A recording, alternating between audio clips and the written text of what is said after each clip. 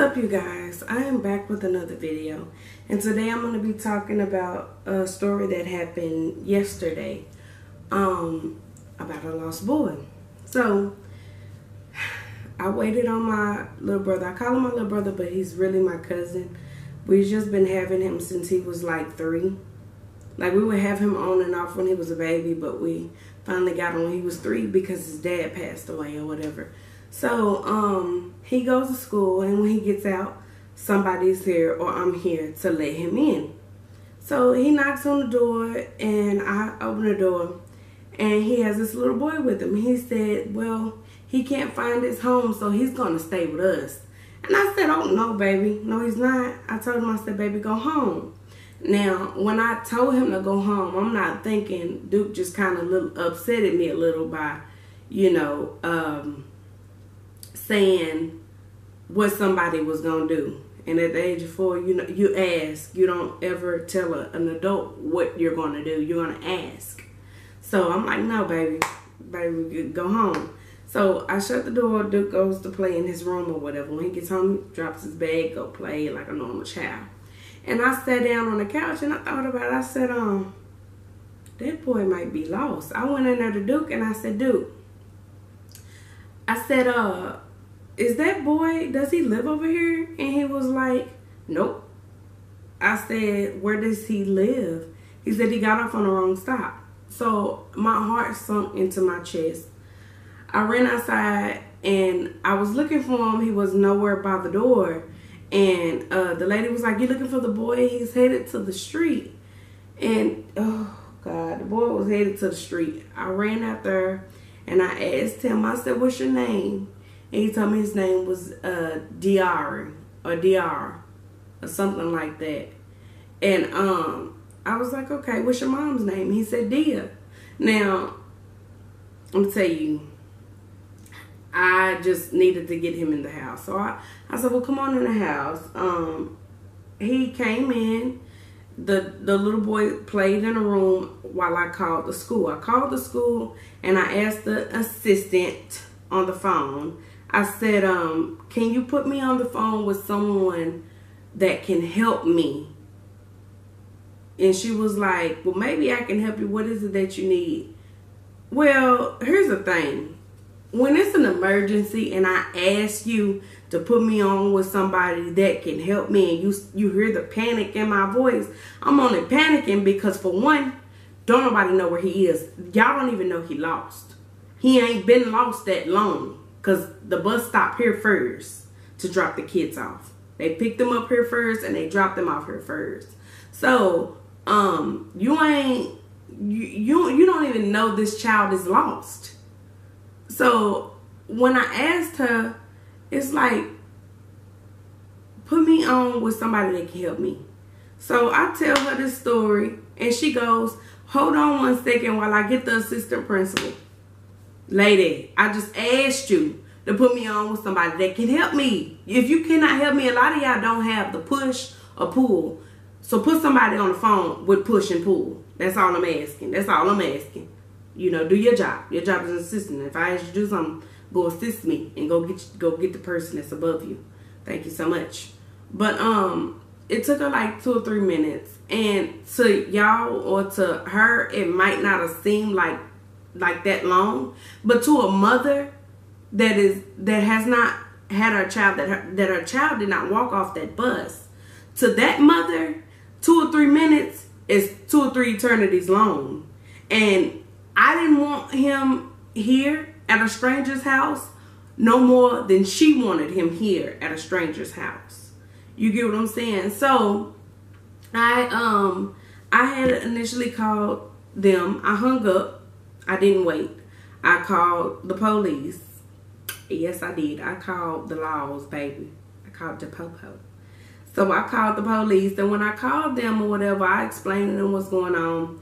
Of course, they asked me descriptions and all of that. And then the lady, she asked me his name. I gave her the name. She asked me what school. Just asking a million questions. I don't like that part, but I get it. That's what you got to do. You have to ask those questions. But honestly, I'd rather you send somebody to me than asking me all these questions. I could be dying at this point. You asked me so many questions later. So, I told the boys, come on in and sit down. Right now, I'm shaking, I'm panicked. The boy, he's fine. He's smiling and playing and eating popsicles and eating whatever's in the refrigerator. He's just eating. That's fine. Eat. Just, I don't need you to be distracted by the fact that you are in a stranger's house. Like, I'm more scared than he is because I didn't want him, like, I did everything to distract him. I let him play. I let him watch Dr. Seuss the Little Rags. I let him eat the snacks. I did everything to keep him distracted because I didn't want him to realize I'm at a stranger's house. I don't know her. She doesn't know me. I didn't want him to start acting like that, you know. And you could tell he had just turned 4 by the way he talks because he had a very baby-ish talk. Like, he could barely talk. So I'm like, well, maybe I can find his mother's number by opening his folder. So I go to his backpack and open his folder. And I find out that his name is Demetrius. And I said, Demetrius? And he said, yeah. I said, I thought you told me your name was Dia. He said, yeah, it's Dia. So that's why I know he talks like a baby. Like, honestly, he was so cute. But, you know, you can tell he's trying to transition into his words, you know. But he meant Demetrius. I never really got the mother's name. So I called the police. We sitting and watching Lorax. I called them at 3:30. Yesterday, and they called me. No, I called them back at 4:30, and I said, it's been an hour. Can somebody please come get this baby? And they was like, oh, someone's en route to come and get him or whatever. I'm like, y'all don't understand the seriousness, do y'all? Like, I'm gonna get to that at the end. But so anyway, they didn't come. The DISD had just came, and my mom's husband came in, and he was like, oh, DISD police just left. I said, tell him to come back. I called the laws. I said, is there any way you can get that DISD police to turn back around and come get him? Yeah, they just left. He comes back around. He's on the phone, and I comes around the corner. I left him here with my mom's husband so I could go get that police officer. So I goes to the front, and the assistant principal asked me, he goes, we called you back, but you didn't answer, and you hung up. You hung up on her. And I said, y'all had me waiting for 2 or 3 minutes. I had to get him together. Do you hear me? I said, y'all had me waiting for 2 or 3 minutes, and that's too long for a mother looking for a child. And y'all did not call me back. And I showed him my call log. Y'all did not call me back.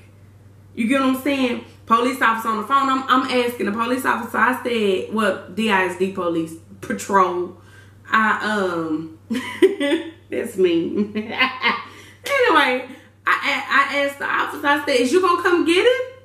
That y'all talking to me? Come and get him or whatever. So he's like, yeah, we found him.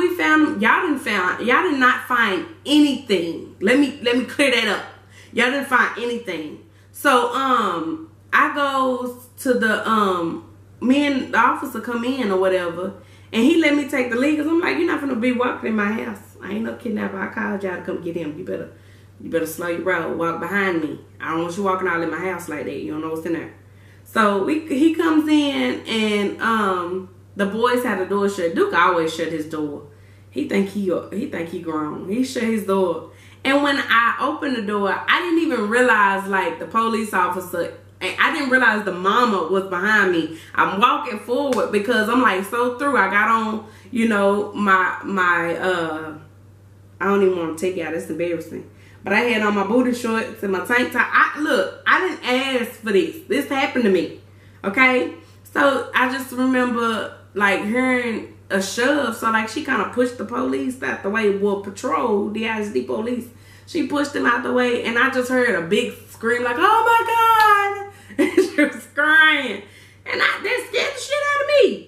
I turned around and she had him in her arms. I said, oh, this is the mama. And then I finally met the principal, the real principal, the one I needed to talk to, the head principal. And he shook my hand. It was like, thank you so much. And she was like she barely wanted to talk to them.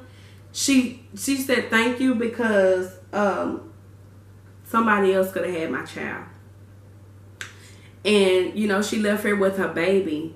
But I need y'all to understand the seriousness. Like, let me explain something to y'all. Yes, there was a little mistake that the baby made. Absolutely. By getting off on the wrong stop. But anybody could have picked that baby up. She said, I'm glad it was you and not somebody else. Let me explain something to y'all. Anybody could have got that baby. And it would have been nobody's fault but the school. What can you tell a mother that did not get her child from you? Okay, yes, you have 1 million students to look after. Yes. But what could you have told her? I called you to come and get him. I had him for over an hour. I should have never had him over an hour. Do you know that the regular police never showed up? They never showed up. I called them back twice. They got my name wrong in the first report. I had to tell them what my name was. We live in a time where people are very careless, and the thing is, it's not patrols, but it's like we got practices to do everything else. Oh, if a hurricane hit, this is what we're going to do in school. If this happened, what we're going to do in school. No, we need to start teaching these children. Or we need to start being more careful with our children. These parents put their kids in your care for over 7 to 8 hours. For you to have them, teach them. And you can't even tell her where her baby is? Nobody found him. Let me make that clear. I don't need no police officer hollering that they found him. You did not find him. I told you where he was. Cut it out. DISD has never done right. I'm saying that. I have to say that. They were very careless. They were very careless. I had him too long. Do you know what somebody could have did to that baby in an hour and a half? I don't mean to yell, I don't mean to act all crazy, but do you know what somebody could have did to that child? And there was nothing DISD could have said to that woman. There was nothing that school could have done for her. Not a check, not nothing. And she better than me, because if it was my son, they'll be hearing from my lawyer tomorrow morning. Well, actually today, because it happened yesterday. We live in a time where it's not safe. It's not safe. I checked this baby's backpack for a number and I could not find one. At least put a dog tag on your baby with the address and the name or number or something. Something. The principal talking to the lady and he had none of her information right. He said, we tried to call you on this number. What about this number? She was like, none of those numbers work. Come on. Anybody could have got that baby. That baby was so happy, and I'm really scared for him. I'm really scared for him now because he's so sweethearted. I'm really scared for him now because he came into a stranger's home and I treated him like family. So I'm afraid of how easy he can be for somebody else. I'm very afraid because that's why I made him come in and sit down and watch Florex, because the thing is, I treated him like he was family while he was here. And he's only 4. And he's too easy. He's too easy. He's too sweet. I'm going to say he's too sweet because it's not nice saying he's easy. But he's too sweet. Now he knows that strangers are not all bad. But he doesn't know that strangers are not all good. And I explained to the baby, I said, you cannot do that. You have to go home when you have to go home. He said, no, I'm going to stay here. I'm going to stay here. You got popsicles. No, baby, you cannot stay here. You got to go home with your mama. You know, and she was just, she just kept telling me, thank you, thank you, thank you. And I had to tell this story because it's dangerous. Because how many women, how many fathers, how many mothers have not, their children haven't walked back through their doors, and it's all over carelessness.